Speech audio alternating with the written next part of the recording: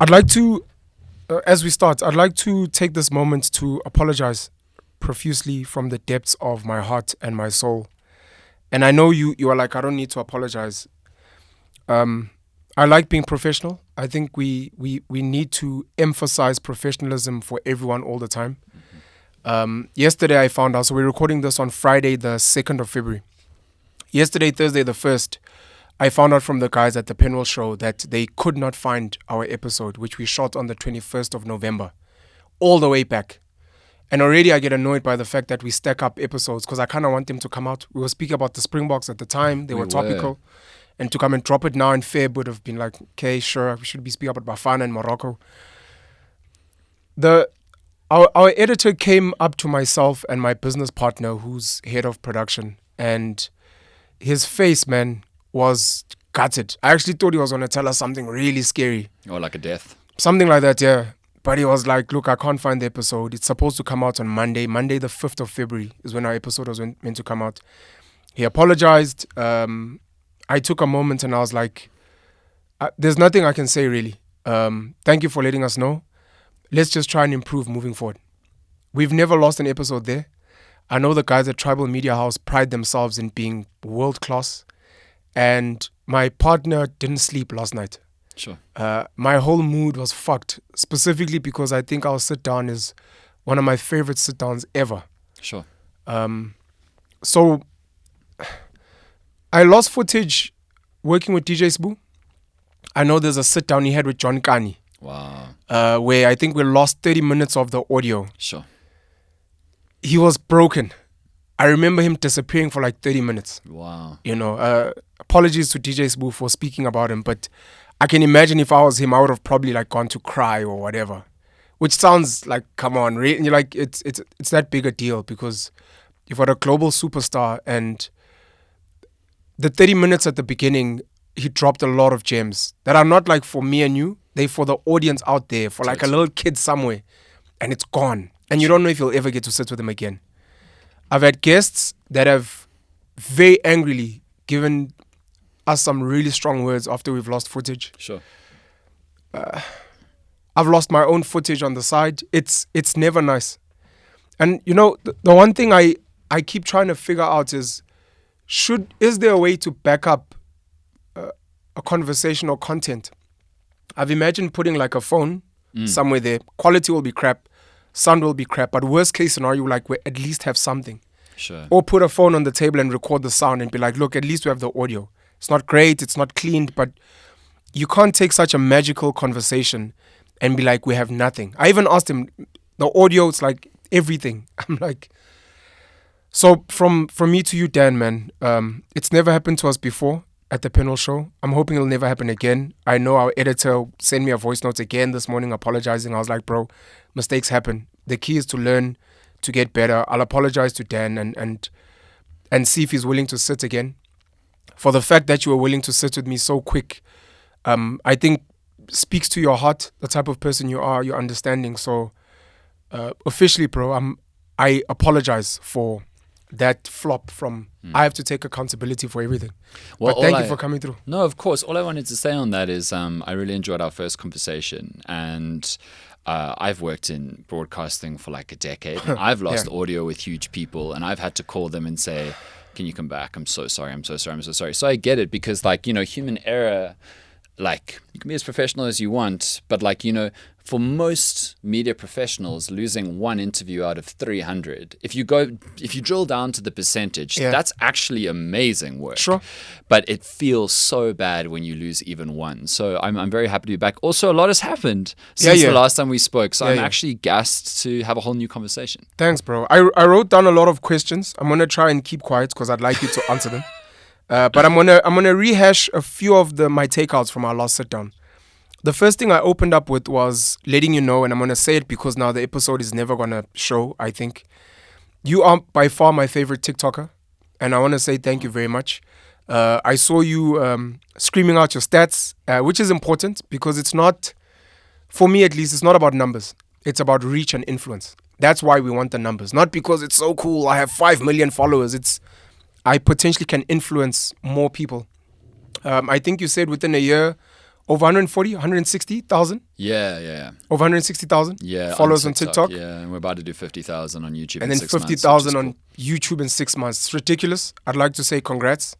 And it's not it's not like someone is funding it. It's because of marketing. It's because your work is amazing. Thanks, brother. Yeah, so huge fan of your work. I mentioned last time my favorite Instagrammer being Zimasa Vabaza, Mustafa. Still today, hopefully when you start going on Instagram, you can start giving him, some I've never cracked heart Instagram. palpitations. Somebody needs to explain to me how it works. I've done. Have you been trying? Nah. Twitter was my baby, and then Elon ruined it. And then and then I've always hated being in photos. I love taking photos. There's something in my psyche. I hate being in photographs. Really? So Instagram never made me happy, but I love TikTok because I love videos. And I can't really, maybe there's an ego-id rooted problem where I don't like being in stills. That's something for my psychologist to talk about, something new. But I love TikTok, and TikTok's genuinely changed my life. Like, I think I told you this last time, but I never really took being online seriously. It wasn't a project of mine. I was on the radio on 5 and had my dream show. And at night, sometimes I worried about what would happen one day when the radio industry didn't want me anymore. Yeah. And then I got this deep-seated frustration. And to be clear, 5 gives me an immense license to talk about real things, even for a commercial music radio station, more than most radio stations, for which I'm deeply appreciative. But there was always an extra level of nerdism and desperation to talk with people about what I found fascinating about South African life and politics and whatever. And then my girlfriend Jessie last March was like, "You're annoying me. Like, I don't want to listen to this all the time. Tell TikTok, just get over yourself and do it." Yeah. And the response was pretty immediate. And it's because of TikTok that then we could start the YouTube show, The Issue. And it's all just unfolded in ways that I really couldn't imagine. So yeah, it's been a wild ride. But also, I mean, like, the only reason why South African YouTubers like myself, only starting last year, can really do anything is because of people who've paved the way and created the community already. People like yourself and Sizwe Walsh who've been doing this for quite a lot longer and had an extraordinary impact on the scene. So appreciate that. Yeah. Thank you. And again, you're probably going to surpass us very quickly because I believe you're more talented than us. No, don't do the Different humility kind thing. of show. Different kind of show. That's fine. It's not even like that. It's not even like that. I remember Ronaldinho speaking about Lionel Messi. He's like, there's a kid coming who's going to be the greatest footballer of all time. And at the time, he was one of the best in the world. You're like, you don't know what you're talking about. It's like, I've seen him. The kid is really, really good. So I really do hope you surpass us by far because you are really brilliant at what you do. Well, thank you. I appreciate that. Thank you for that. Look, in terms of Instagram, I'm not a photos guy myself. How I've grown my Instagram is through the videos I make. So the reels and those things. I used to love Facebook. Mark Zuckerberg just fucking hates me so much. So Really? 2022, I would get suspended for 30 days, then reinstated. Then For what? For whatever I was speaking about at the Okay, time. I think COVID and those things were still big at the time. Right. So I ended up being very sour. And his greediness, because all the other platforms started looking to be like, can we share some money with you guys? Zucks is still very not wanting to share anything. I hear you. Elon Musk is trying himself out, which we really appreciate on Twitter. Still little here, but at least it's something. Sure. It incentivizes people to create on X. I get you. For now. So I was suspended on Twitter, by the way, before Elon bought it. Oh, interesting. So, where you don't like Elon, I'm like, shout out to Elon because he brought me back to back, life. Baby. I'm fucking back. Other things maybe we'll cover later. Let's start with, why do you wear 3 beanies? Why do you wear beanies? It's one of the things people love attacking you for.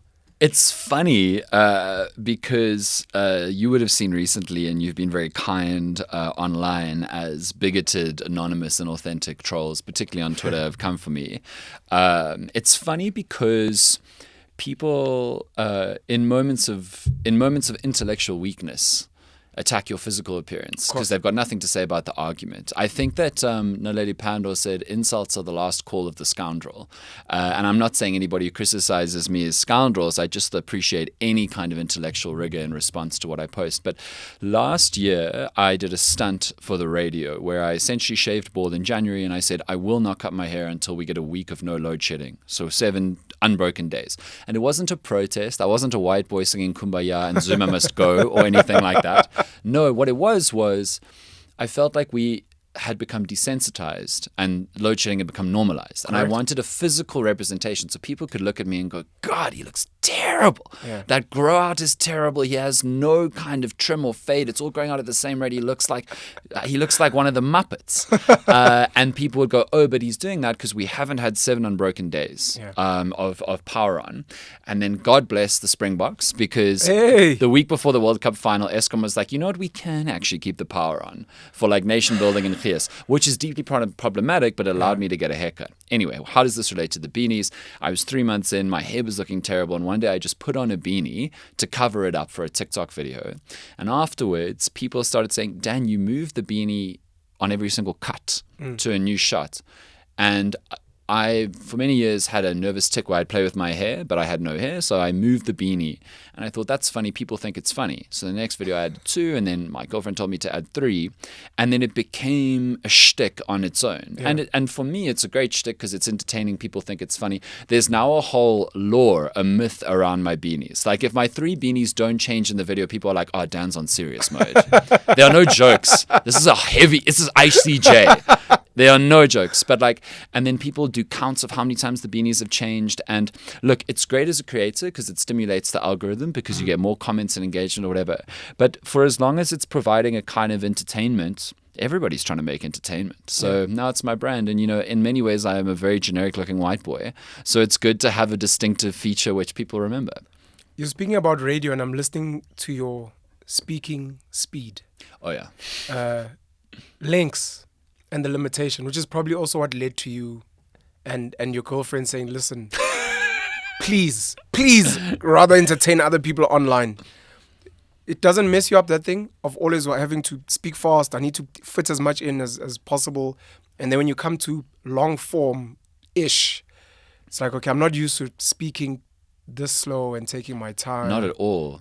So what's interesting is I never found that troublesome in radio because I did a lot of competitive debating in university. I managed to actually go all around the world because me and my debating partner formed quite a formidable team. That's dope. And you only had a 7-minute speech. And it was really a race of speed because the quicker you could talk, the quicker you could talk, the more arguments you could put in, which meant the more punches you could lay on an opposition when you were trying to convince judges that you should win. But the crucial thing is you can't just talk fucking fast because then people will not understand you. You're talking too fast. Yeah. So what debating actually taught me how to do was to talk fast and get my points across. Yeah. And that actually set me up perfectly for the radio, where if you're lucky in any one moment, you have 5 minutes between songs and ads and you want to deliver a lot of entertainment. And so I didn't struggle with it that much. But yeah, you're right. I mean, even when I am doing a long form interview like this, where no one's going to stop watching if I breathe, I'm still my natural pace is incredibly fast. My dad always complains when he listens to my radio show. He's like, I didn't hear half of the things that you said. We spoke about your upbringing last time. Yeah. I'd like to ask if you feel like debating is what sculpted your intellectual prowess. And then now that you mentioned your dad, what influence he's made on you, and maybe to say who your dad was for people that may not know. Sure, absolutely. So I think that the biggest single thing that's created who I am is a character trait of curiosity. And that was created by both my parents, who are academics and deeply inquisitive and interested in the world, which means that, my mother is an endless font of fascinating information and constantly wrestling with ideas, and our dinner table conversations would be like third wave versus fourth wave feminism, which for an 8-year-old was a lot. And so that general inquisitiveness, that curiosity has meant that since the age of 14, I spend 2 hours a day out of choice reading. And not just I'm going to read about politics today. It's today I read an article about Taylor Swift and the NFL. I hate the NFL, but I just find it interesting. Yeah. And so I do a lot of reading every day, which informs my general knowledge. And then before the debating thing, we spoke about this last time, but my father is one of the most iconic administrative law academics in South Africa. He never practiced, but his book on admin law is essentially why people who I don't know who are lawyers come up to me and say, "Your dad." Yeah. And it's like a real fanboy, fangirl moment. And then, of course, he also was pivotal and one of the key architects in a small group who wrote the Bill of Rights that's in the interim constitution that became the Constitution. So I've had a rights-based understanding of the world and a sense of the human condition should be to pursue justice for people since before I can remember. And then all of that together, I was still a very nervous kid in school with a debilitating stutter. So when I did debates as a 15-year-old, I would actually also learn to speak incredibly fast because I'd get this performance anxiety stutter. And it would sound like this. So I'd be talking for 3 minutes and then I'd go for like 30 seconds. Jeez. And so I had to learn how to speak fast. You had a serious stutter? Only when I was speaking in public. Okay. And so what that meant was I had to learn how to give 7 minutes of content in 4 because the other 3 I couldn't speak easily. Yeah. But debating over many years trained me to become an orator who could handle stress and attention and being live in front of people. And then radio taught me how to be entertaining. So it was a really beautiful progression from interest and a sense of justice and rights-based viewpoint of the world into being intellectually rigorous and compelling in debating into being entertaining also on the radio, which is kind of, I said this to you last time, like it sounds very calculated and planned, but it was all happenstantial based on interest. You grew up in a university. Yes, basically born on campus at UCT, where both of my parents worked for a long time. Yeah. What was your dad doing at UCT, and what impact do you think it had? We've spoken about debating, we've spoken about your parents, and them stimulating, I guess, curiosity and the engagements, etc. What influence do you think whatever your dad was doing at UCT had on you, and just being on campus at such a young age? Yeah, so I mean, my father has either been studying at or working at university his whole adult life. Yeah, which is crazy to think about. Actually, it is. He came back from studying in England, lectured at Stellenbosch for a while, and then took, I think it's called the chair in public law. And then when I was growing up was the Dean of Law at UCT. And my mother taught it at UCT and does an incredible amount of research through UCT. And she's in the archives all the time, studying old documents to figure out our history as a country. And I found UCT to be a place for those reasons which felt very homely or at least very welcoming, which I understand is an enormous privilege emotion because the vast majority of people find universities alien and challenging and intimidating and hard. Yeah. But I was on campus in my father's office as like a toddler. So like for me, I remember going to Rhodes for 6 months and feeling, okay, this is a beast, which is a university now for me in a real way. But when I was at UCT, it was like, I could go and pop into my dad's office and I knew some of the staff because they knew my mom. And it was more of a creative playground than I think it is for most. Yeah. And then the other thing to not just acknowledge, but to put forward loudly is that when your parents are academics, you only pay 75% of you get 75% off. So you only pay 25% of the fees. Which is still high at UCT? Still, just have to let people know? Extremely high. Yeah. But like, what good fortune to be able to have so little financial pressure in your higher education studies. So like, I have been extraordinarily lucky. And a top institution at that. Oh yeah, I mean number one in Africa every year. Yeah. I raised this last time again. It feels like you're continuing with your parents' work, but in a different way.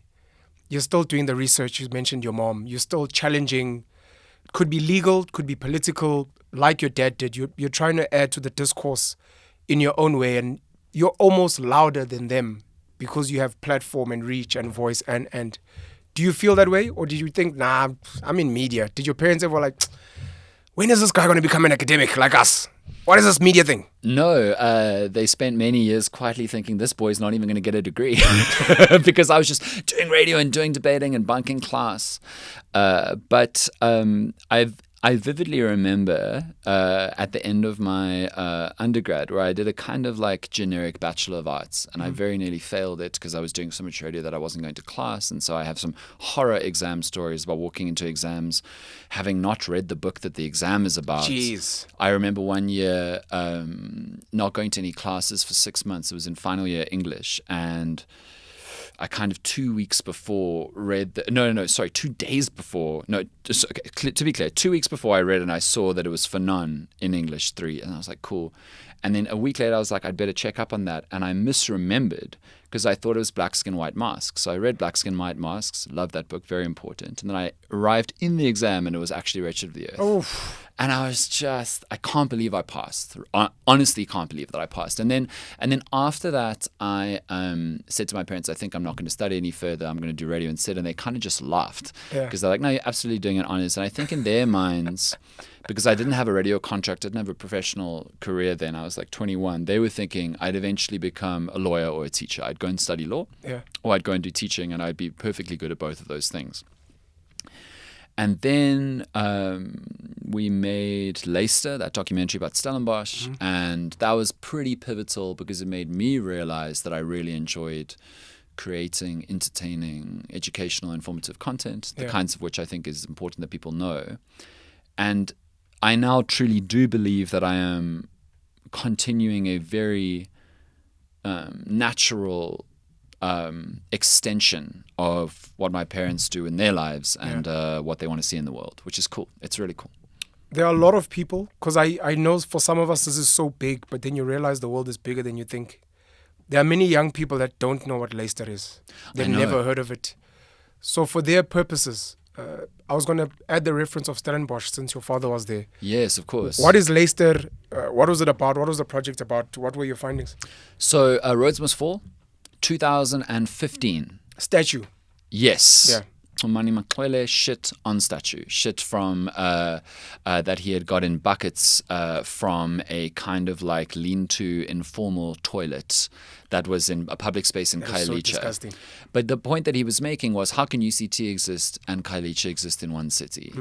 And he had a lot of reasons for him doing what he did, but what caused Rhodes Must Fall was this extraordinary statement. And he didn't need to give out a statement. Everyone immediately knew that he threw shit on the Rhodes statue that used to look out from UCT over the city towards the mountains. Yeah. And that statue had been created because of Rhodes funding, and giving land and whatever to make UCT exist. But it was such a colonial statue. Yeah. British, murdering, racist conqueror whose vision was to make all of Africa British subjects from the Cape to Cairo. Yeah.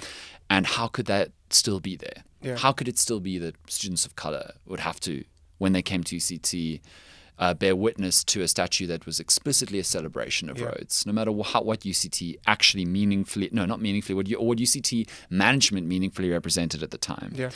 And so my radio show at the time on UCT Radio, the campus station, was a lot about Rhodes Must Fall. And then around about the time that the statue was taken down, I had a couple of friends who at Stellenbosch. They were in an organization called Open Stellenbosch.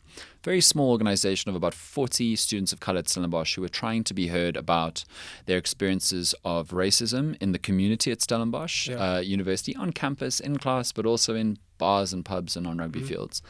And also linguistic exclusion, which was the idea that if you didn't speak Afrikaans and or English very well, you couldn't succeed at Stellenbosch because the language of instruction was not just normal everyday Afrikaans, it was high-end academic fucking Afrikaans that even Afrikaans-speaking people would struggle with, Big word academic language. And there were terrible translation systems, and so people were getting screwed unjustly. And no one at UCT took the international headlines. So there was actually no space for any other university to get particularly loud and get media attention. And the Stellenbosch local press were not giving Open Stellenbosch any airtime. Yeah. And Stellenbosch University management and like counter protesters to Open Stellenbosch were trying to whittle them away. And then they disrupted a career day where big mining companies and banks came to basically flirt with the high-achieving students. And Open Stellenbosch's simple point, and it was a peaceful protest, was this careers day is not for us because we are already so screwed in this place that we can never be of interest to these big corporate bodies. Yeah. And for that, disciplinary hearings were put in place. And so suddenly it looked like Open Stellenbosch was going to be beaten out of existence by disciplinary procedures from Stellenbosch University.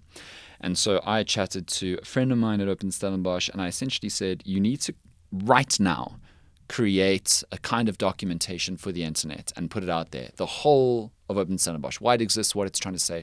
You put it on the internet because maybe in a week or two's time you won't be able to speak anymore. Yeah. And if the world cares, then it cares. And if it doesn't, then at least we tried. It's over. Yeah. So that weekend we went. Myself, I'm not a film director, but I got a couple of friends from UCT. To be clear, all white people, white men, because that is important and it does matter.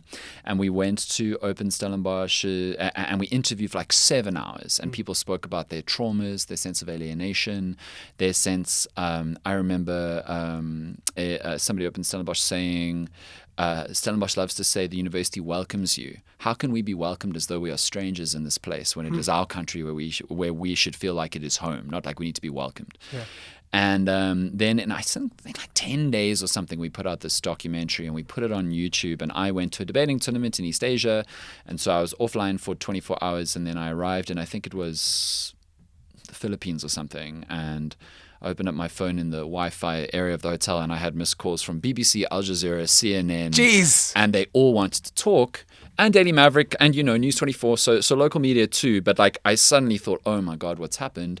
And I directed them all to talk to Open Stellenbosch because it shouldn't be about us. Yeah. And the way that we made that documentary was a pure amplification. That was the project because we were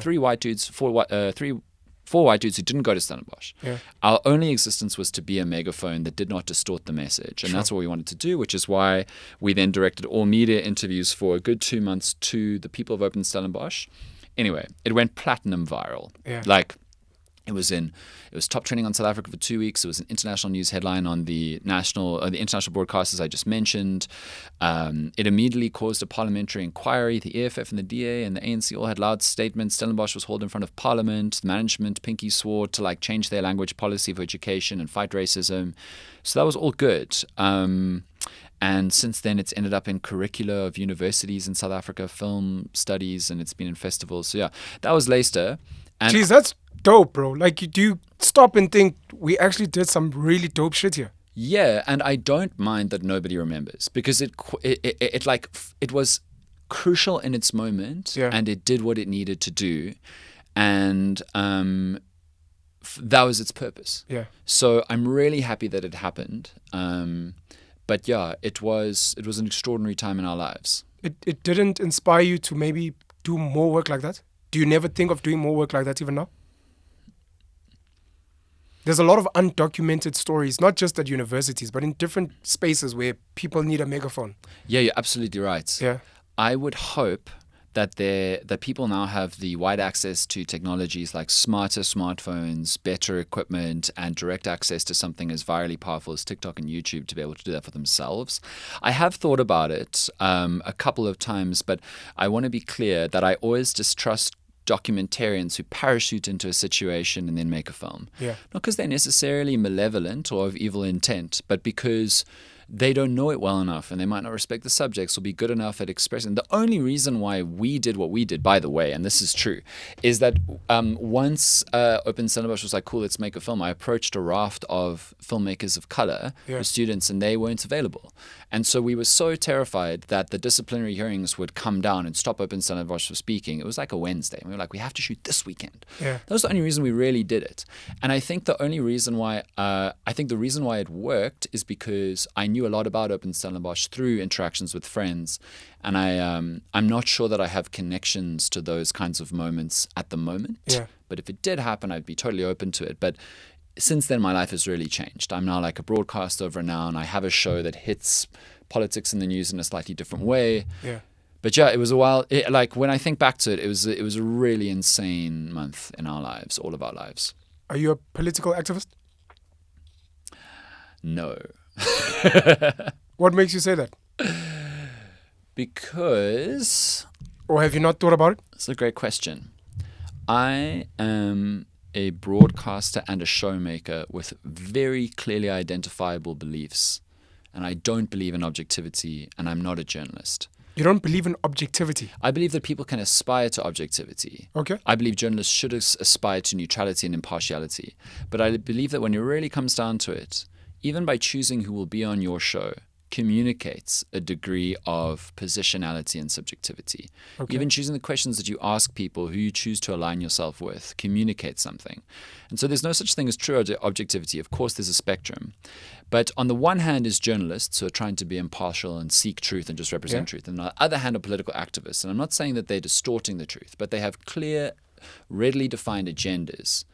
And I am not one of those people.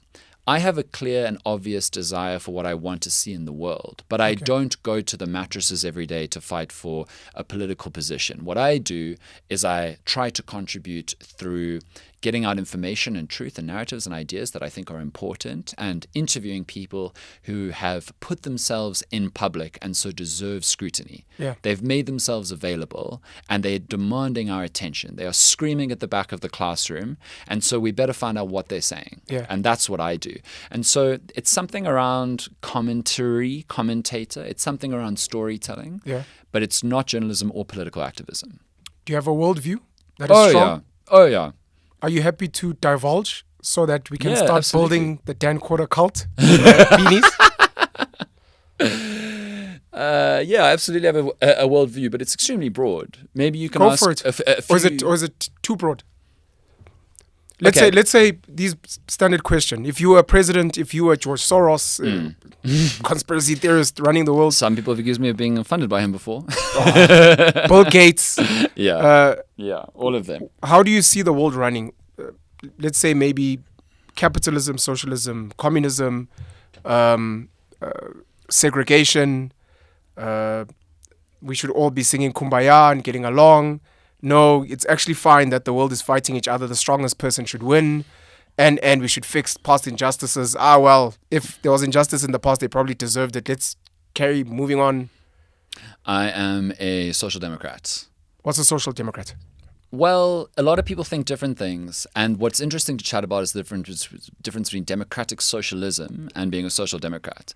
But my broad position is that the world exists on a largely capitalist kind of ecosystem where people pursue wealth and wealth is generated. But what is unbelievably crystal clear in the modern world is that we have generated more than enough wealth for all humans to live in humane and peaceful and fruitful and healthy and a manner with plentiful food, plentiful healthcare, plentiful education opportunities, and plentiful opportunities for purpose, whether through work or family building or religion or whatever.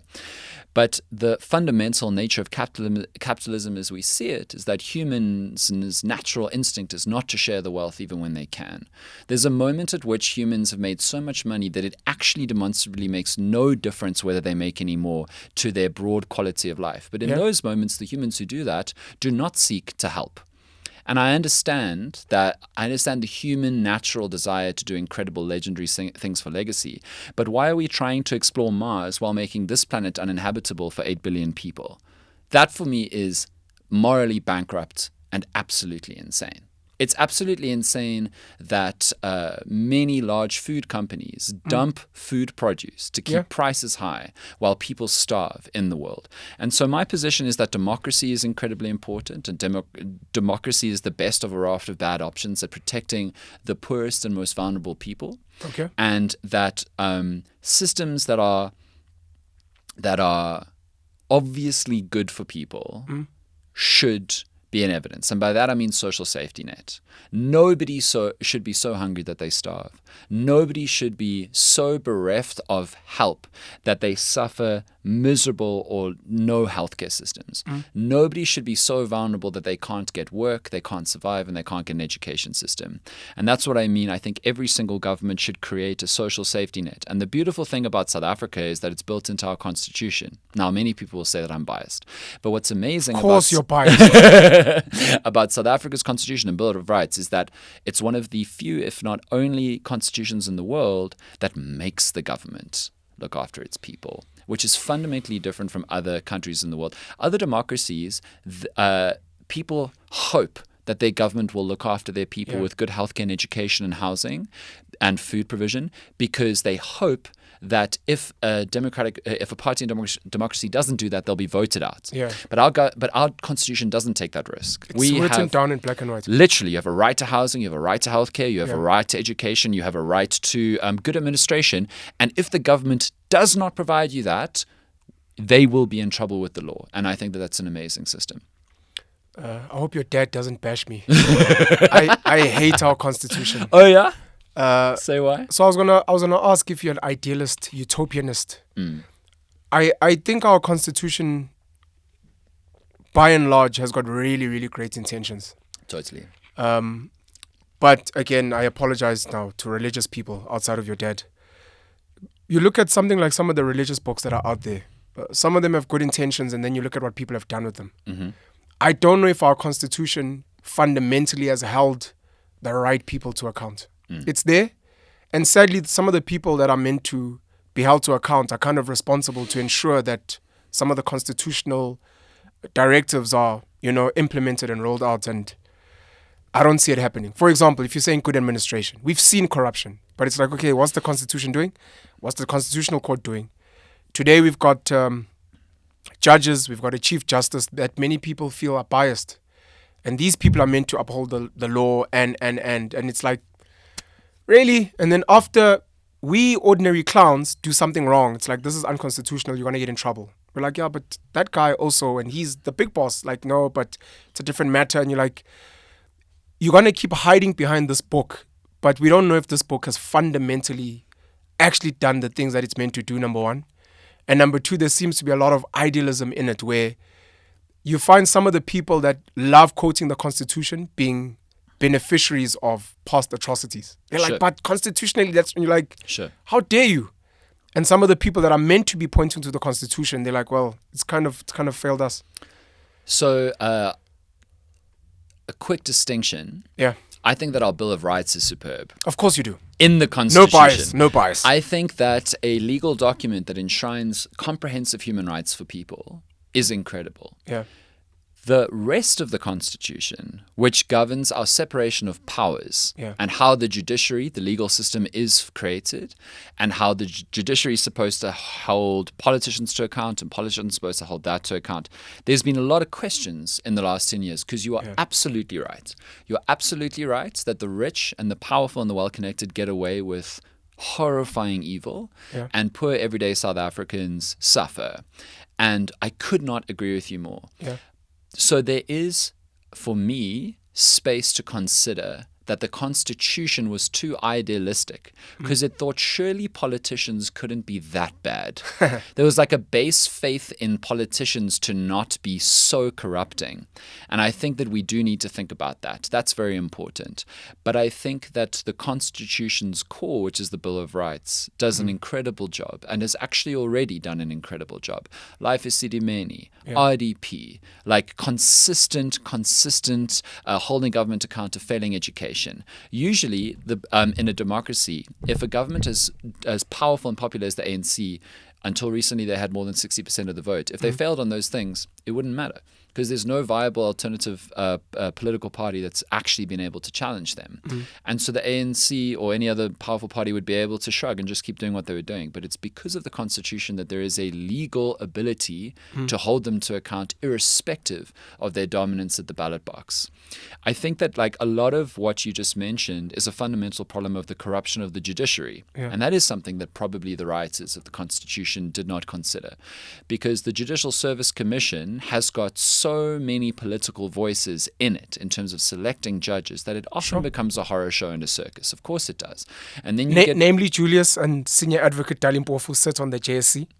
And it's a revolving door of political parties with interest to protect themselves.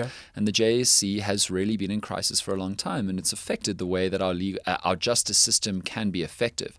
But that's not the Bill of Rights' fault. It might be that the Constitution, in its design of the legal system and political involvement in it, did not realize how corrupting politics could be. And that really, there is argument to redress that. But I don't think there's anything wrong with the Bill of Rights. I think it's superb. We'll debate capitalism and being a social democrat on another day. I've got a lot of counters to what you have to say. I don't think I'm a capitalist. I don't think. I'm not sure. It's just I know when capitalists start speaking, I get so angry. Because they really believe capitalism is water. They're like, oh, but capitalism is the best thing. Penuel? And you're like, shut up. Penuel, the free market has never solved. Ever. The invisible hand has never solved. Yeah, you see, capitalists are going to, they will tell you. So, I don't want to go down this Okay, it's fine. Another show, it's cool. I was going to say, look, in defense of the capitalists, they would argue, because you are saying, look, we've created so much wealth, no one should be suffering and struggling. And it would be like, but we can't innovate and we can't move humanity forward without struggle is an argument. If we give people everything, we have nothing. That's not true. No. I'm just saying this Okay. is one of their arguments. Sure. In the same way, people could be like, look at yourself. Without issues at Stellenbosch, you don't create a documentary. Without politicians getting up to mischief, you don't have engaging online content. And so we kind of need that to exist for you to have some level of purpose. So But we've created something like that. But I'm talking about idle wealth. No, Elon Musk is an they won't exception. share the wealth because they believe they deserve it. And also, the vast majority of hyper-wealthy people are not innovators. They're hedge That fund is true. managers. They sit on their asses in their 9th apartment, in their 5th house in Ibiza, or in some of the Cayman Islands. Why are where you there's a so tax break. angry, Dan? I'm not Do you want a angry. house too? I just want to remind you how many arch capitalists have bought the largest mainstream media publications in the world to peddle the capitalism is amazing narrative. Now, to be clear, I'm not a communist or a socialist. I do believe that capitalism has created enormous wealth extremely quickly, but that wealth needs to be better utilized now, and that there is a moral bankruptcy to the hyper wealthy who choose not to help. Why should we help poor people outside of it's the right thing to do? Okay, well, firstly, base humanity. But secondly, every single person who has ever succeeded has succeeded due to a set of conditions that have allowed them to succeed. Yes. And so if you are a product of your community, and then the second you profit from the community, you say, fuck the community, and leave them with none of the same opportunities that you got, then I do think that you're an immoral person who perpetuates evil. It seems pretty obvious to me.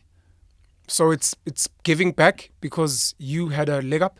It's justice. It's justice. It's the just thing to do, is to create opportunities for people to have fulfilled, purposeful, meaningful lives. And if you have been blessed enough, because obviously some people are more talented than others at certain things, Sure. right? But at the same time, if Elon Musk hadn't bought a specific electric car company It sounds like hate. where the right engineers were already there Yeah. doing the work. And Elon Musk is not an engineering genius. It's not even, he's not at all. If he hadn't bought that company, and that's fortune, both the money that he got from his emerald mines, from his daddy, whether he likes it or not, and He denies that. But well, he please denies carry it on. now, but it's also been on record. Like, he said it on record. Please carry on with your hate. But like, if he'd not had luck, Yeah. and if he'd not had an enormous literal fortune tied in with a degree of talent and vision, Yeah. there are many people with as much, if not more, talent and vision than the richest people in the world who've not had good fortune and literal fortune. And justice is about making sure that people, as far as possible, have meaningfully good opportunities, just like the others who have had good opportunities, to try and have fulfilling, purposeful, meaningful lives. It's like really uncomplicated for me. Is that never going? Isn't that always going to be the argument of people on the other side? Sorry. Can it happen that you become a billionaire and be like, actually, we need justice. We need to do the right thing. We need to. Is it not you complaining? Yeah, white monopoly capital. You know, my ancestors, and then you're like, yeah, but Patrice doesn't say this, and the Zulu King does. It's like, yeah, well, they were always sort of on the right side of and with the right friends, and that's why they.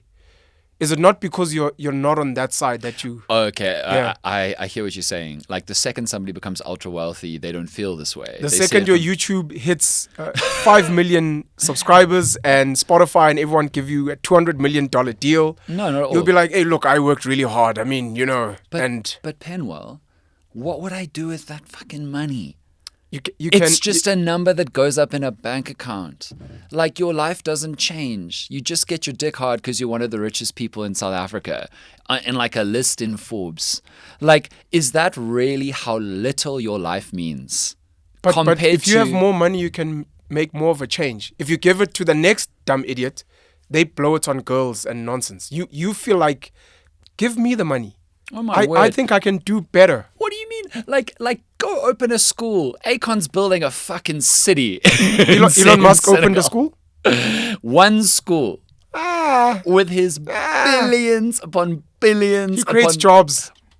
How many? No, I'm just saying, these are some of their arguments, right? Less than 10,000. A challenge to Elon. Do you know how nice it would feel People always joke about this. Yeah. Do you know the difference that Elon Musk could make if he came and created a sustainable, viable, functioning electricity system in South Africa that worked, the way that he offered he would do for South Australia, but funnily enough never did for a country that actually needed it, that happens to be his own country that he came from, whether we're proud of him or not.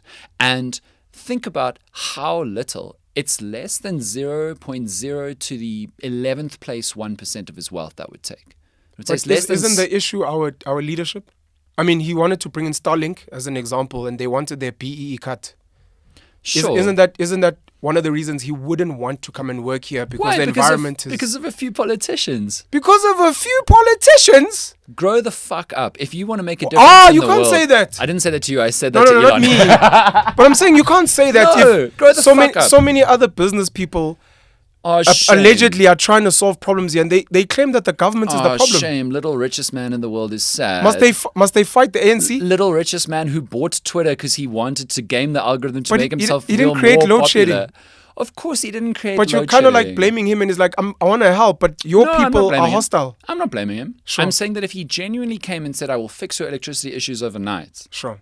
and if he was legally barred from doing so at the border by whatever the SANDF actually is, because we don't know what they actually do, then I understand. Okay. But the publicity stunt of promising your power, South Australia, one of the wealthiest and most privileged places in the world, full of ex-fucking South Africans, to make yourself feel good and get a Wall Street Journal headline from your friend Jeff Bezos and not actually do good in the world. Mr. Beast, the biggest YouTuber in the world, is making wells in Africa. Like why can't wealthy people have a degree of humanity and empathy?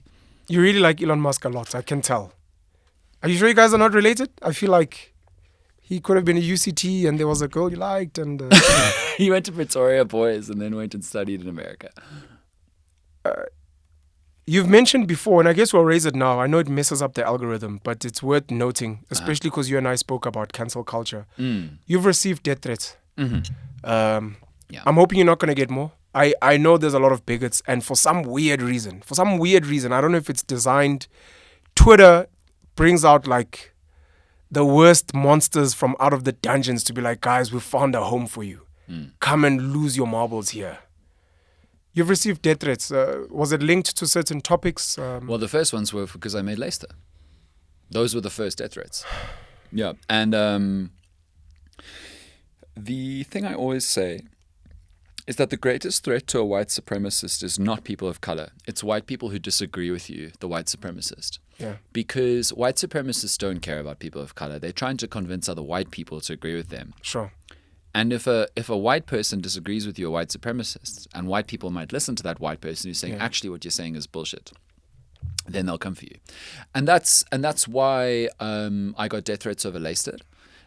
It's why I've got death threats over a raft of things. People really don't like, white people, white bigots, really don't like white people disagreeing with them. It's why every time I dare to criticize the Democratic Alliance, they're like, you betrayed us. The race traitor line is classic because when somebody calls somebody else a race traitor, they're just exhibiting racism because what they're saying is there's a team and then there's another team and you're on our team. Look at your skin. You're on our team. Sure. How dare you? Look at your privilege. How dare you? How dare you fuck up our team? Our ancestors gave you this privilege that you're spitting on Dan. Totally. So yeah, I mean, the death threats do come. Yeah.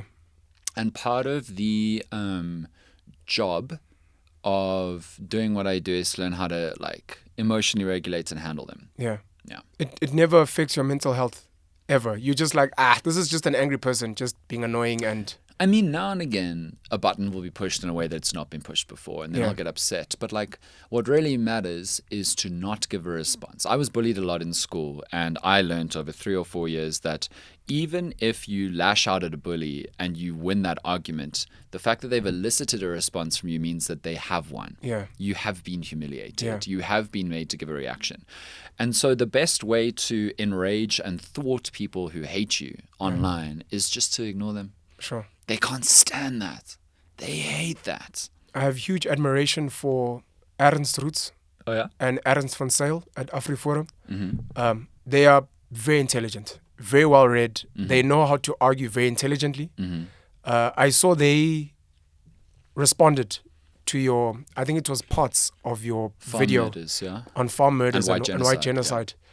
And they invited you for a sit down. I hope it's going to happen soon. Specifically, I guess, because you're white and you're not necessarily just agreeing to everything they're saying. Mm-hmm. If I raise the same argument, whoever is listening could easily be like, the end of the day is black. He's never ever gonna. And you're coming also not just as a white guy. You're not coming as an ANC guy, as an EFF guy. You're coming as I think I'm a little intelligent. I think I looked at certain numbers. Are we not looking at the same thing? And I just came up with a different conclusion. I'm not understanding how you came up with yours. Sure. Are you going to be sitting with them and maybe just very quickly your thoughts on the supposed white farm owners attacks and white genocide? Sure. So I will not be able to give as good an explication now as what we've done in that episode, which is quite long and was extremely... I've never worked as hard on a piece of material because it had to be absolutely true. Yeah. It had to be so thorough because it's such a traumatizing thing to think that you are the subject of a plot to kill all white South Africans, and particularly if you're an Afrikaans farmer. So I worked very hard on that. But the brief summation of that episode was that there is no data, no evidence, whether from the government or individual private unions, to suggest that, one, people are trying to kill white farmers because they're white. Yeah. Two, that being a white farmer is particularly dangerous versus other sectors in society. And then third, there's no evidence to suggest that there is plotting to create an ongoing white genocide happening, a genocide of white people by black people in South Africa whatsoever. Yeah. And then the second half of that episode was actually an analysis of the orchestrated online campaign to try and dupe people into thinking that there's an ongoing white genocide. And that was actually what I thought was much more important, because what I've been thinking about a lot lately is the manipulation of internet and social media to get people to believe things that are not the case. Yeah. In fact, if this interview is coming out on Monday the 5th, what is also coming out on Monday the 5th that we're putting out is a video essay on 2 massive disinformation campaigns happening on Twitter right now that are trying to influence the 2024 election. And so I've been thinking a lot about that, and we've been doing, as the team, the issue, a lot of research on that. Am I going to sit down with Ernst Roots? I don't think so, and I'll tell you why.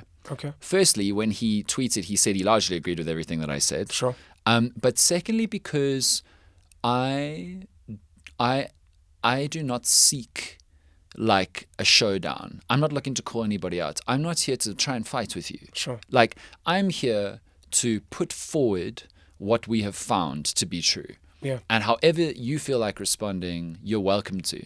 And then some people said, but Dan, they should have rights of reply. And that's where I disagree. I had rights of reply to what was already being sold. And so, unless if they have new information, they've already told 100%. Their story. If they have new information, and that's also what I said in the video, right? Yeah.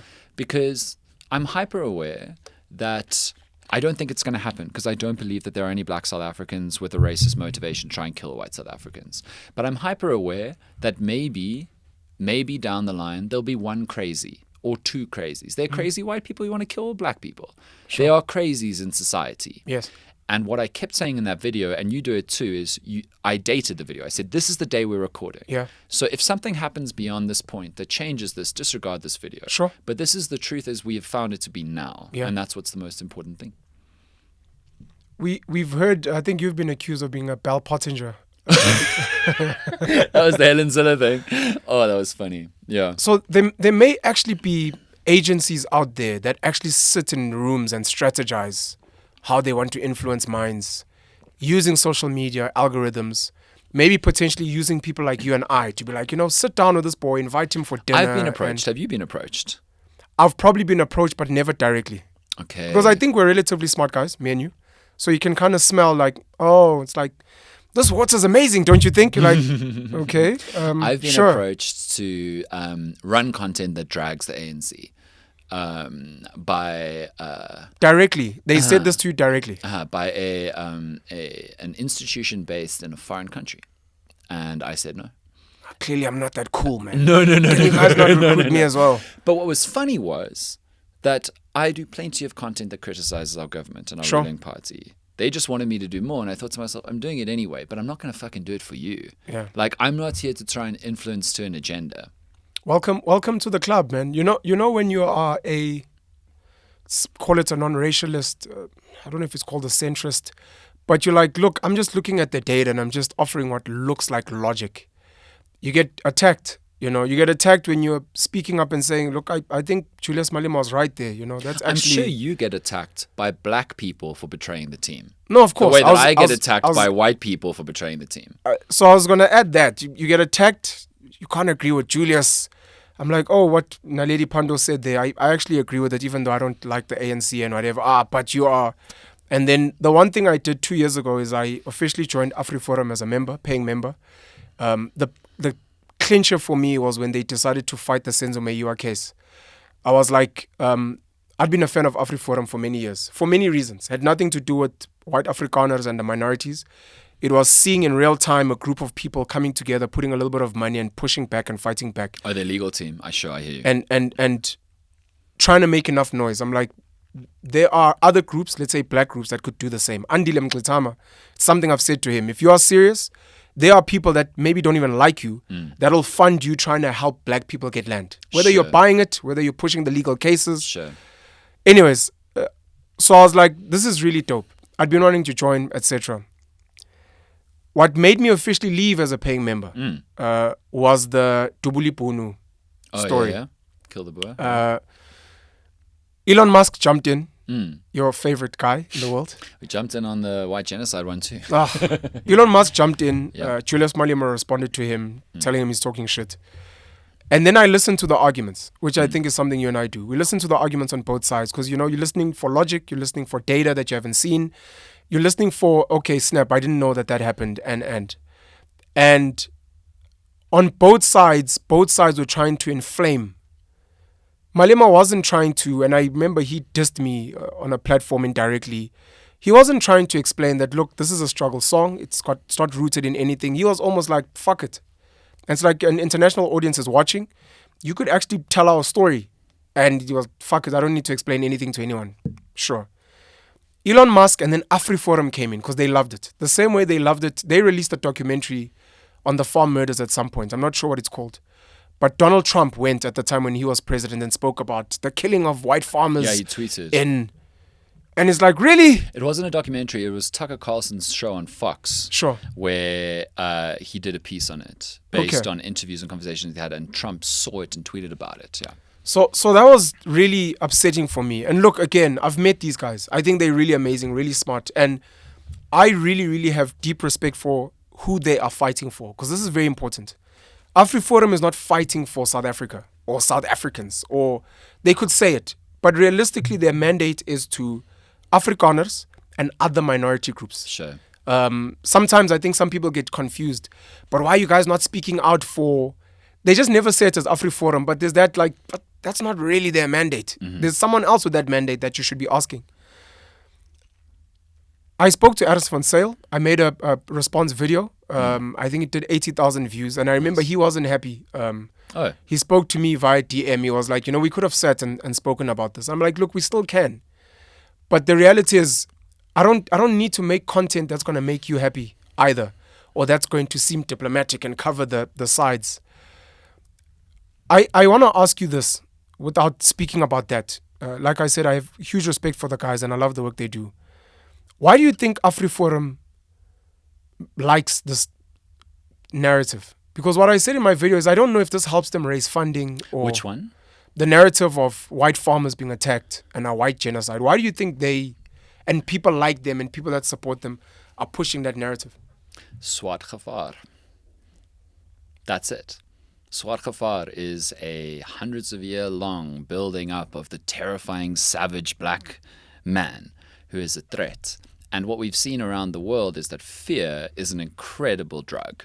Yeah. And the way that you take advantage of people who are addicted to fear is you present as the strong ones who will keep you safe. From the boogeyman. 100%. So I was listening to an interview that Mbongiseni Buthelezi did. Love Mbongiseni, incredible intellectual. Yeah. And he was talking about the actual campaign to turn Shaka Zulu into a terror in the British colonial media, because they had to explain why they couldn't conquer the Zulus. Yeah. They had to explain why they sometimes lost to the Zulus. Yeah.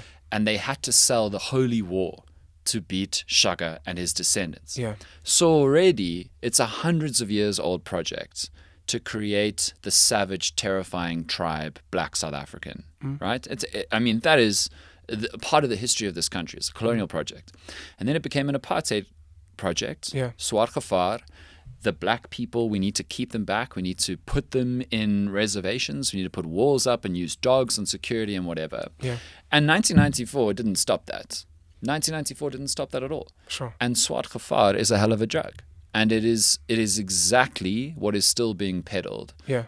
And people are making filthy money off of it. Private security companies. Have you ever been onto a website of a private security company that sells farm protection?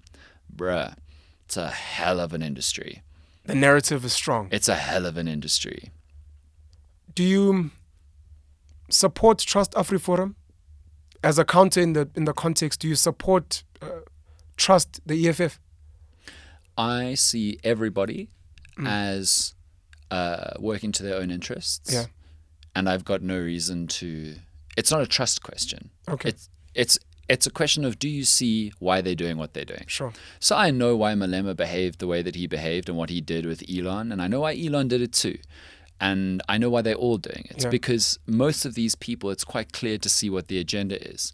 Julius Malema is the one world-class politician that South Africa has. I'm not saying whether I agree with anything he says or not. It's not about that. It's about the talent of being a politician. Okay. And in a country where we are drowning in talentless politicians who can't inspire people to even register to vote. Yeah. Even opposition politicians who've got the easiest. I said last night on an interview, I said, the ANC has given every other political party an 80-meter head start in a 100-meter race. Surely you can win with a 80-meter head start in a 100-meter race. But the fact that not a single political party in South Africa has been able to mount a credible challenge to the African National Congress speaks to a failing of talent in the South African political system, in the ANC and in the opposition. But Julius Malema is the one world-class politician who, whenever he feels like it, can grab every spotlight, get all the attention, and that makes him powerful because he puts him in the center of the conversation, makes people more likely to think about him and vote for him. He's a world-class politician. Do you believe he's peddling something like a Wit Gevaar? Getting black people to be like, look at these scary white people that are trying to get rid of us and they refuse to let go of our land and in a similar notion? I don't think he's peddling fear. I don't think he is I don't think that he is trying to make black South Africans afraid. Okay. I think he's trying to mobilize black South Africans to vote for him. Okay. In a very different way to the ANC. Wouldn't you give the same argument to white people that they're doing the same? No. I think organizations that or groups that peddle Swart Gevaar fears are trying to induce paranoia in the people who haven't yet gone to Perth.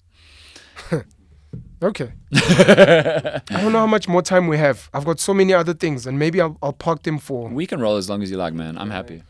The ANC has given other political parties an 80-meter head start. And so many intellectuals and political analysts cannot understand, why is the ANC still in power? And I've tried to offer advice to some people that don't understand. We must vote the ANC out. 2024 is our 1994. And I'm like, I don't think you guys are actually putting in the effort to go to the people that vote for the ANC and just figure out why.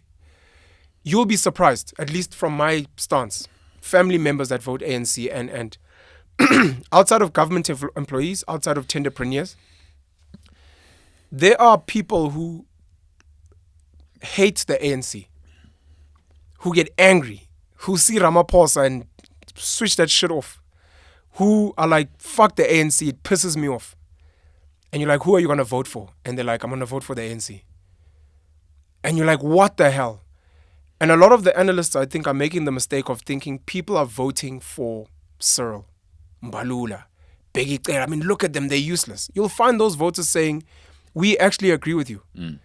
But we will keep voting for the ANC because there are bread and butter issues that no one has been able to compete with, explain to us, get us to feel. So you can scream and shout, I saw the pothole. I know my lights are off. But I'm not going to vote for anyone else because I do get a child grant. I do live in an RDP. Sure. I have seen my road being tarred. And you guys are not launching any realistic...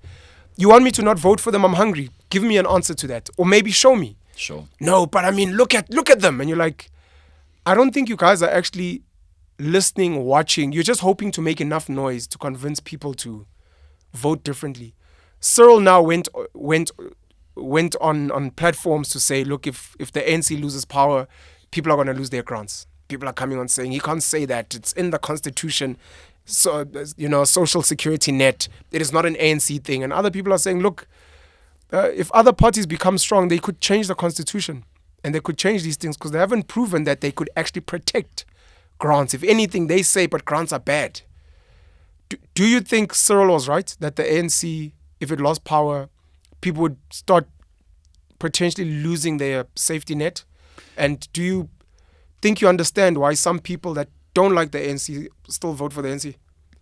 Well, the data shows that ANC supporters virtually never vote for anybody else. What happens is they just don't vote if they're angry. That's really important. It goes back to what I was saying about, I believe, a fundamentally talentless, uninspiring opposition. Like broad swathes. Yeah. Like, come on, guys. You really can't convince South Africans to bother to vote for you with all of the material you've been given. I'm almost like secondhand embarrassed. Yeah. So that's the first thing. The second thing that I think is really important to remember is that politics works in a very simple way. The way that you get someone to vote for you is to be present in their community. Yeah. Simple as that. Physically. Knocking on your door, in your road, in your community organization, at your church, your mosque, your synagogue. And the ANC is the only proper national political machine in South Africa where no matter what community you go to, no matter what ward, there's an ANC chapter, there's a youth chapter, there's a women's chapter. They're at your funerals, they're at your birthdays, they are everywhere. And many communities in South Africa have never seen a DA, EFF, any party you like, person in their community, nor a leader bothering to do a rally there. And so then these parties bitch and moan that these, and sometimes it's really coded, these poor black South Africans, uneducated, won't vote for their true own interests. But to that I say, you haven't even fucking bothered and gone to introduce yourself. Yeah. And I think that until any other political party does that, there is a hard limit on how well any rival political party can do. Yeah. So the ANC's just got a radical competitive advantage because they are real in people's lives, in their communities. And that is not to be underestimated. And remember, this is a battle-hardened organization. The ANC in every community was set up during apartheid when the apartheid government was trying to root it out. This is a tough apparatus that knows exactly how to survive and get people to the polls. Yeah. So that's the first thing. On the social grants thing, no serious political party in South Africa says that they will do away with social grants. They know how important social grants are to people. No serious political party does would ever do away with it. No political party ever again. No, I'm not going to say ever again because who knows? The ANC was supposed to be in power until Jesus comes back, and now Zuma's fighting for MK for another party. But I don't think we will in decades or longer see another party get 66% in the National Assembly to change the Constitution. Yeah. But maybe there's a coalition, but there will never be a coalition that creates. I mean, it's political suicide to do away with social grants. So I think Cyril Ramaphosa was taking extraordinary liberties with the truth there. But again, if you go to someone who gets social grants in the African National Congress run government, and you say to them, "Why don't you vote for this other party?" and they say, "But that party's never been in my community. Why would I take a risk? I don't know them." Yeah. Then they will never vote for you. Do you think everyone should be allowed to vote? Do you believe in the pure democracy that we have? And why, considering I've got a personal gripe with getting politically illiterate people to vote. And I normally make the example of giving a 5-year-old a loaded gun. They don't really know what they're doing and they get wooed by the freebies, the political campaigning and you think every person, let's say above 18, should be allowed to vote? Absolutely. Why? Because no matter how formally educated any human being is, they know exactly what they need in their lives and they know exactly who's providing it for them. Is that not why we're in this state that we're in now? That we allow everyone to vote, and the fact that we've got potholes, load shedding, and it's because we're allowing everyone to vote? The ANC is doing more for everyday poor South Africans than any other political party. Sure, they're not providing a raft of different service delivery things. Sure. But it's what I just said. If another political party hasn't rocked up on your door and said, we will keep social grants, but we will also fix the potholes, then any person can reasonably go, the social grants are helping me. I'm happy with the ANC. I'll continue to vote for them. No other political party is giving away freebies in my community, but the ANC is. So I'm not going to bite the hand that feeds. You know what I mean? Do you think our country is perfect? No. No. Okay. Do you think it's perfect from the perspective of, but clearly this is what the voters want. And the things that we're complaining about, the load shedding and this is for middle class rich. No, the poor people, out of the options they could have, they're like, this is exactly what we'd rather have. Voters want superb education, no matter who they are, how much money they have, what community they live in. Yeah. They want lights on. They want well-managed streets. Sure. They want all those things. And the ANC has suffered historic declines in polling. People are not idiots. Sure. The ANC is losing power. Sure. It is extraordinary to me that there's even a debate that they might drop below 50%, because last national election they got 57.5. Yeah. They'd have to lose like more than 1 million voters to drop that far, which is a staggering amount of people. Considering I think our electorate is like 20 million people max of everybody, or maybe a bit higher, but like around maybe 20 million people. Registered vote. voters? No, people who do vote. It's like between 18 and 22 million people, if I remember right, because the ANC got 57 with 11 million votes 5 years ago. 10 million. We had 17, just over 17 million That's votes right. were counted. Yeah. That's what I'm talking about. But it's what I said earlier. The ANC on their current performance should be out of power. Yeah. But wow, the fact that no political party has been able to kick them out of power says... Doesn't that mean we live in the perfect country for democracy? Because this is clearly what people want. Otherwise, they change the narrative. Not necessarily that they want the horrible... The but narrative it's like, is look, changing. But it would change much faster if Sure. there was one competent opposition party, and there isn't. Would you sit in parliament? Would you run? No. I don't think... Why not? Ever. You look like someone who cares. You look like someone who's got good head on their shoulders. You have good ideas. You've kind of seen what works, what doesn't work. So why would you not want to have one of the 400 seats? Might run as an independent one day. Not soon.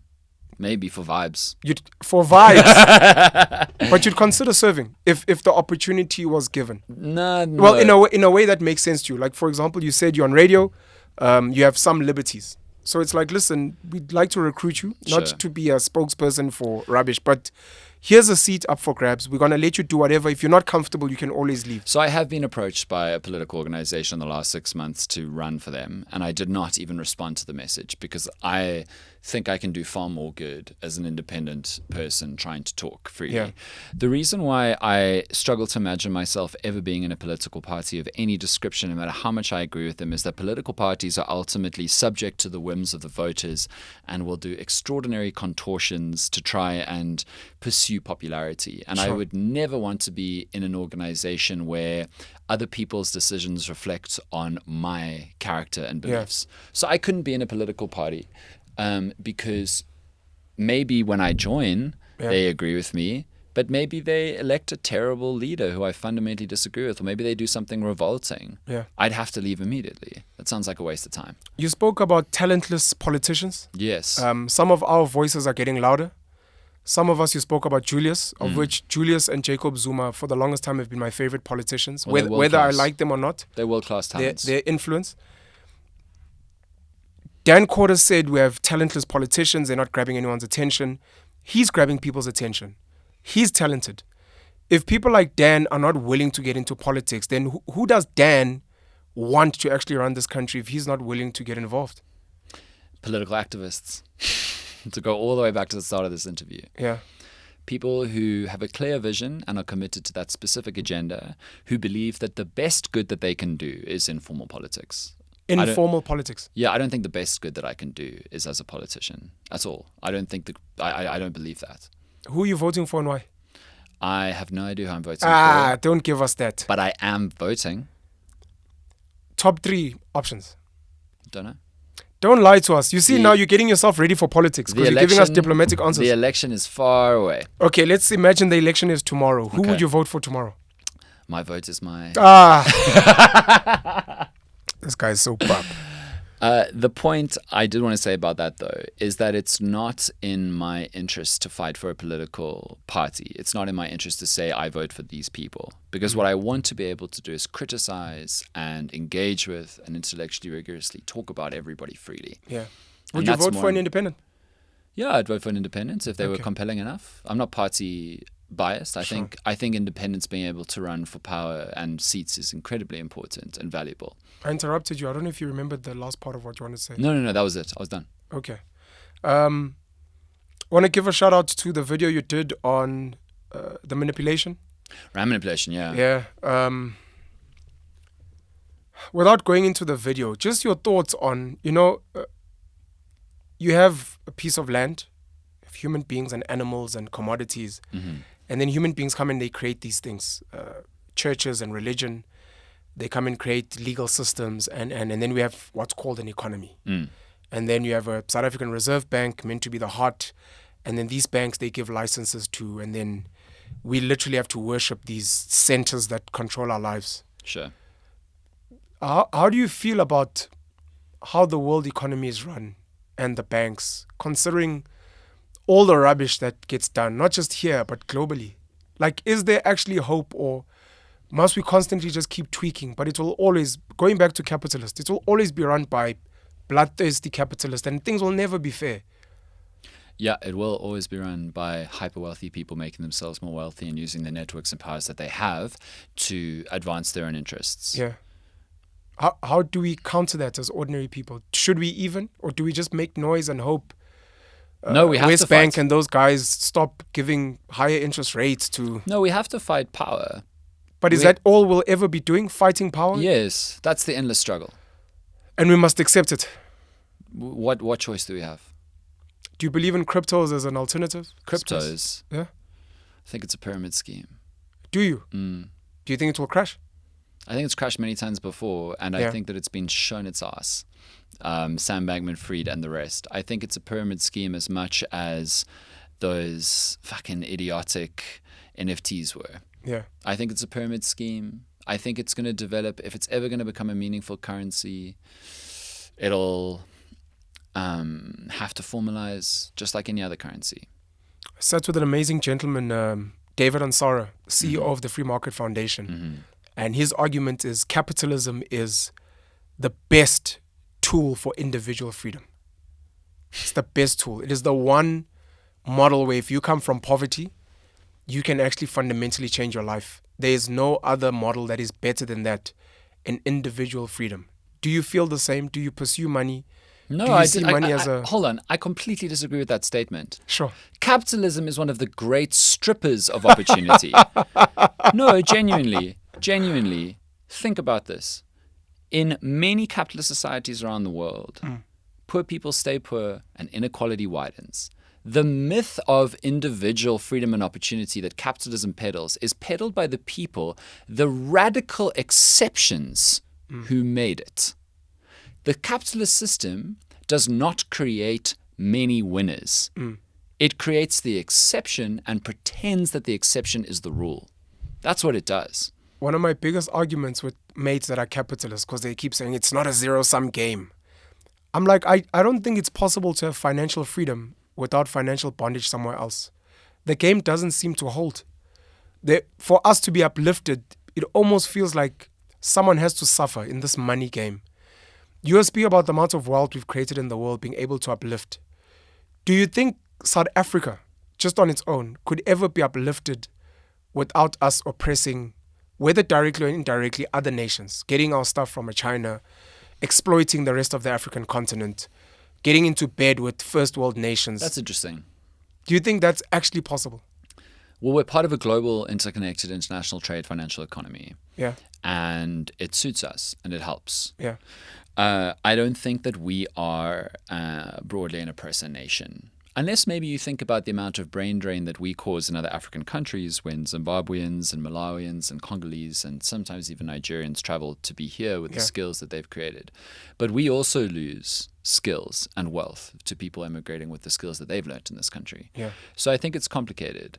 I think people like to over-intellectualize the debate because at its core, whenever I speak to a capitalist, I say very simply, there's enough money in the world, there is enough food in the world, and there are enough resources in the world for everybody to have a good nutritional diet, a good house, a well-functioning community, a good school, and work opportunities. So why hasn't that happened? That's the moral crisis of the capitalist. In closing, are you religious? No. And if you're not religious, why are you not religious? I have had many experiences, emotional and spiritual experiences in my life that I can't explain. Yeah. I don't feel the need to.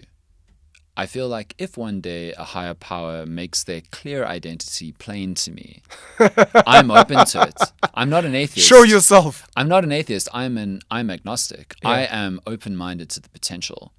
But I have had many experiences that science can't explain, that the universe as I know it can't explain. Humans are bound by limits to their knowledge. Yeah. But what I can tell you with confidence is that there has been no explanation by other humans, religious humans, that makes sense with my experience of life, my experience of being a human being. I want to go back to the beginning and again apologize for the loss of that episode to you as my guest at the Penuel show, to myself because it was one of my favorite episodes and I'm gutted that I won't get to watch it, and to the audience that's going to miss out on seeing that. I appreciate you coming here, especially like so readily. It means a lot to me and I appreciate it. My favorite TikToker by far, probably going to be my favorite YouTuber soon. Dan Corder, I don't know if there's anything else you want to close with before we shut it down. I just want to thank you because I've actually enjoyed this conversation more than the last one. Such. No, but I'll tell you why. It's a little bit like, the first date is always cuck. Because you don't know each other well enough. You're still working out basic things. But the second date, whether it's a friendship date or meeting or business meeting, you can really get into shit. And I feel like we've done that. So I'm very happy that this has happened. Dan Corder, this is Dope Conversations, by the way. And thank you so much for coming through. Thank you, brother. Now I can take these off. I'm hot. Pen, that was great. I really enjoyed it. Thank you, man. Bro, I appreciate you coming through, man.